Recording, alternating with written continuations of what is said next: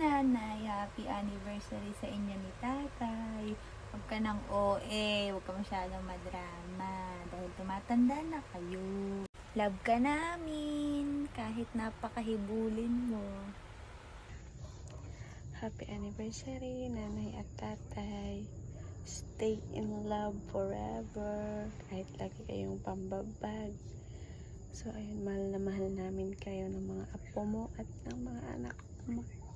Huwag ka nang pabebe, nanay. At ikay matanda na nga ni. Pero love ka namin kahit pabebe ka. Enjoy nyo lang palagi ang life. At tayo ay natanda na. Huwag nang ma-stress para tayo ay umangat. Yun lang, happy anniversary. Happy anniversary sa inyong dalawa. Salamat sa ilang years na pag-aalaga mo sa amin. Pinalaki kami ng maayos.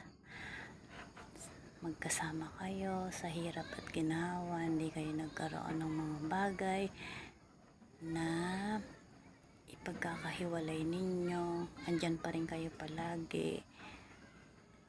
Wish ko para sa inyo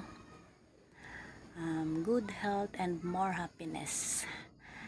Mahal na mahal ko kayo. Happy anniversary. Ay Mudra, happy anniversary sa inyo ni tatay. Sana all na long.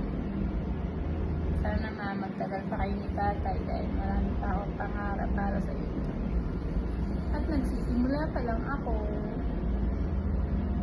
Sana wag nang pabebe palagi ha. Sana happy lang palagi. At sana wag mong isipin na hindi ka mahalaga sa amin dahil sobrang halaga mo sa amin. At ramdam na ramdam namin ang inyong mga sakripisyo. Salamat sa lahat, ma. Ingat kayo palagi ni tatay. Huwag nang pabebe ha dahil happy lang palagi dapat. Siguradong miss ka na ng Yuri ngayon. I love you, ma. At mukhang magkakaray-karay na naman ang bunso mo sa Taiwan. Ciao, nanay. Happy anniversary sa inyong dalawa ni tatay. Sana bigyan pa kayo ng mahabang buhay. And hi, thank you.